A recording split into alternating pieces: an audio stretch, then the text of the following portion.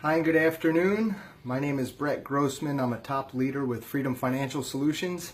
And today's video, what I'd like to do for you here today is give you some language, some insights, and some ideas that you can use when actually sitting with a client in the home, and what's allowed me over the last 6 years to take well over 600 applications in a home. And it all comes down to posture, language, how you follow up, and how you keep your persistency rate high. And I'm going to touch on that at the end. But one of the things that I like to do, and if you don't have a pen and paper handy, I highly suggest that you grab something to write with. You're really going to want to write down a lot of what I'm going to give you here verbatim, word by word. A lot of times scripts are great, but when it comes to closing in the home, which is most important, which is solidifying and getting everyone on the same page, this is what's going to make you a lot of money. And so one of the things that I like to do when I'm starting to close out after my 3-option close, and there's a video here on the Freedom Financial Solutions group page where I did a video on how to do a 3-option close. This is the transition into that. And what I'd like to do is I like to tell Bob and Mary, or just Bob, or just Mary, depending upon who I'm sitting with, and I like to say this. Now that we figured out which option makes the most sense, let me explain to you how this process works. Number one, as a field underwriter, I've done all I can do up until this point here for you today. What we're going to do, listen to the key words. What we're going to need to do now is we are going to need to get it into the hands of the actual in-house underwriter, and what they're going to do is they're going to cross-reference all the answers that you gave me to the medical questions. They're going to cross-reference that to the MIB report, which is the Medical Information Bureau report.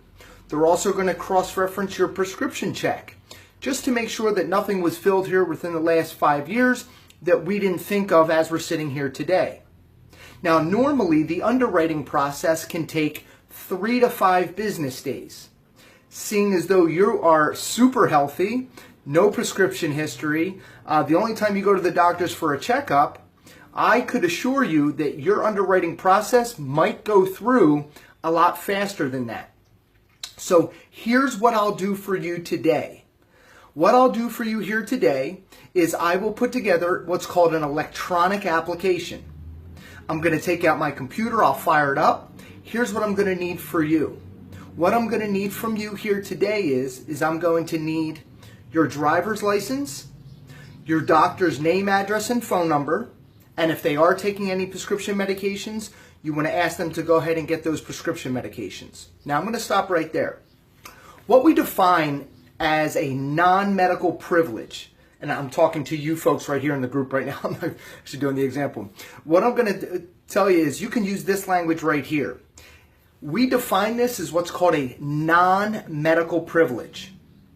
A fully underwritten application is a little bit different. That comes with a paramed. That is when the nurse will come out, she'll draw your blood, she'll do a urine sample, sometimes they do a mouth swab, they'll even take a hair follicle. We don't do anything like that unless absolutely necessary or unless it's requested by the actual client and they're dead set on it. We do what's called a non-medical privilege. Feel free to write that down. Use that language in the home when explaining the process. Bob and Mary, what we're going to do for you here today is what we define as what's called a non-medical privilege. And then you go into that transition that I just gave you. It's very rare if you have the correct posture, if you've been able to educate them throughout the process of explaining to them what mortgage protection is and how different it is from traditional life insurance. And now you've educated them on that. You've educated them on what life insurance is meant to do and what we do. You've also asked them the questions in the home. You've asked them questions like, do you have 6 to 8 months of reserves? Do you have 12 months of reserves? Bob, if something happened to Mary and she was to become medically ill and couldn't show up to work, are you able to handle the mortgage? Are you able to handle the bills, the groceries, the kids' school, all the costs that go into operating your household? Can you do this by yourself? Most times they can't. Switch the question over to Mary. Mary, same for you. Let's say Bob's unable to go back to work because of a sudden stroke that was unexpected. Are you able to handle all the expenses of running this house? And then allow them to speak and allow them to talk, okay? And that's just an example. And then what you're going to do is you're obviously going to ask some medical questions. You're going to show them the 3 options, which I taught you earlier. And then you're going to transition into that close. And what I do is after I get done explaining how the underwriting process goes, I literally reach into my briefcase and I pull out my laptop. And at that point, Bob and Mary are already up from the table and they are looking for their driver's license in their wallet. They're looking for prescriptions, things of that nature. And so again, if you've handled all the objections earlier in the interview, you won't have any objections when it comes to closing out the deal. If you notice, there's one thing that I didn't ask them to get, and I didn't ask them to get their checkbook. And the reason I didn't is because this comes a little bit later in the digital signature process. And so once they're out there doing that, I will then flip out my laptop and I will begin to take their application. I will begin to put it into the system. They have now sat back down with me. I have everything I need: social, birth date, income, how long they've worked there, what their job title is, all that fantastic stuff as you go through the application. I personally like to use the Forrester's Strong Foundation product. I use it for about 99% of my applications. Over the last 90 days, I've written well over about 50 applications for a lot of premium, and 9 times out of 10, I'm going with that Forrester Strong Foundation. So, with all that being said, how do we get into getting their checking information? Well, once you are going through the application process, there's normally a couple more medical questions that you may not have asked in the process. And so I like to just get a little bit more diligent, and I'll go through a little bit more of the specifics so that I can actually show them it's not going to be just so easy. Again, everyone wants to buy because everybody wants what they can't have. And so I don't make it such a layup that they can just, come and sit down with me and just be able to get this insurance la-di-da. I make it a little bit like, hey, listen, we're going to have to maybe put a magnifying glass on this thing. I know you're healthy, but let's put a magnifying glass on this just to make sure that this is something that's going to go through. Because they understand the value of mortgage protection, knowing that there's going to be income involved in the event that something unexpected was to happen. And so at some point during the interview process, while taking the application, I will then say to them, this is very important, I will then say to them, okay, now let me ask you this. This application will go through, today is Wednesday. This application will hit the underwriter, let's say tomorrow on Thursday. And let's say it's underwritten on Friday and it gets approved. Well, that means it would get issued on Monday. When it gets issued, it will become activated. That means that you automatically will have coverage that day. They will also take the first premium that day. Are you okay with that? Most people are okay with that. Every once in a while, you'll get somebody who says, nope, it's got to come out on the 15th of the month. This is when I pay the bills. It's got to come on the 1st. It's got to come on the 28th. They'll give you a specific day. If that's the case, one more time, I want you to say to them, totally understand, and we can definitely make that happen. But let me ask you, is it okay if the first one to activate the policy comes out, let's say next week? And let's say next week is the 1st of the month. And I know you want it to come out on the 15th. It'll get activated on the 1st, and then we can call the carrier and ask them to switch it, the draft date, to the 15th for all subsequent premiums moving forward. So ask it one more time. If they're okay with it, continue to move through the process. I'll show you what to do. If they're still steadfast on, nope, it's got to come out on a specific date, don't argue, okay? Just say okay, and then click the button on the application that says the 15th. Why am I doing this? I'm doing this because we're in the business of making money. And when you're in the business of making money and making sure that people don't have second thoughts, buyer's remorse, the number one way to do that is to get it activated and get it approved right away, because then it becomes real.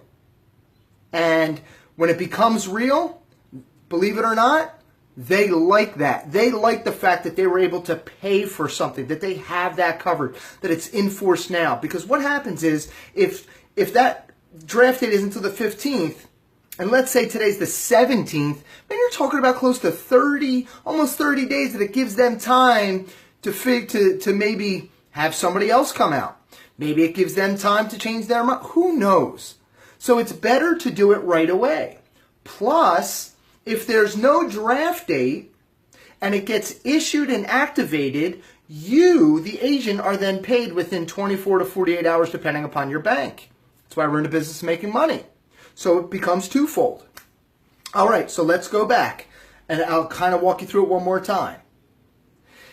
After I ask about the draft date, and let's say it's the opposite. Let's say no, they're like, oh sure, no problem. Yeah, no, it can come out today, it can come out tomorrow, no problem. Okay, great. Here's what I do next. Now, what's the name of your bank? PNC Bank. What's the routing number?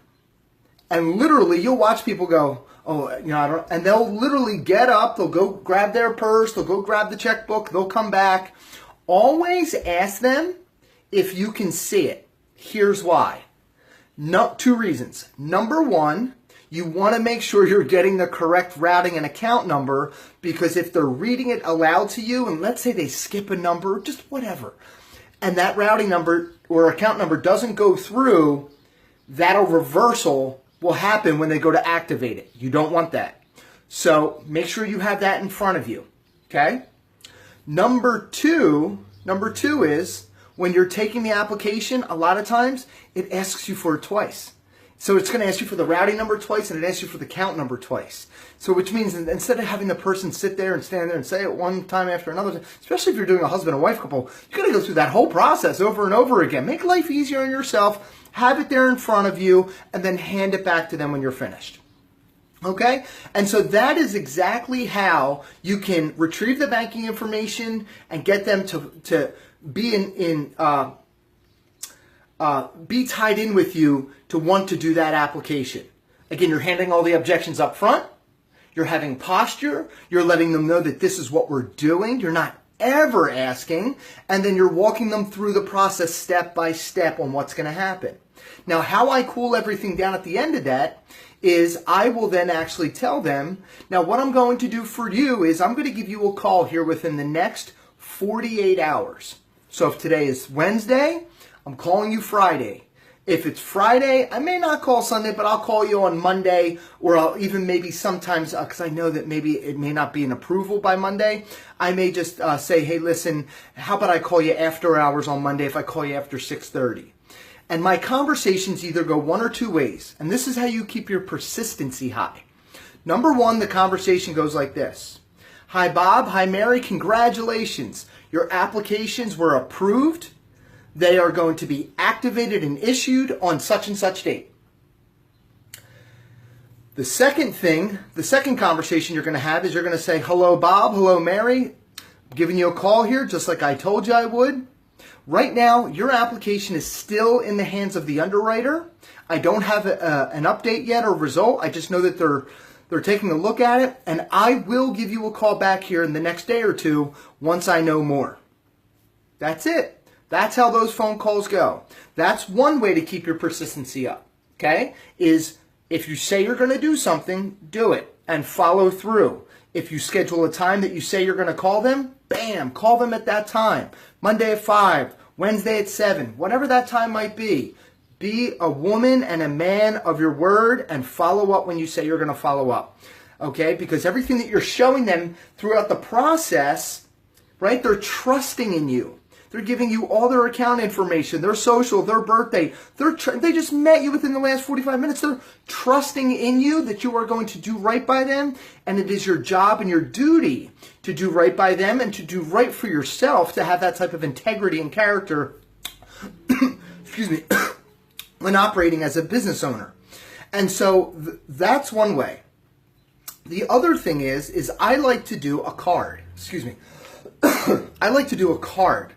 And I've signed up. I'm a customer of a company called Send Out Cards. And what I do is, the day I take the application, I actually go back to my computer. It takes less than a minute. And I click on a card catalog. I click on a card. And I write a nice little note. Bob and Mary, it was great to meet you on Wednesday.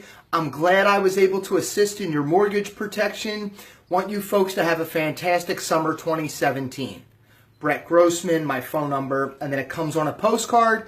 It costs me about 30 cents, and I click OK, I click send, and then bam, it gets sent out the very next day. If it's before 2 p.m., it'll be sent out that day. If it's after 2 o'clock, it'll get sent out that next day.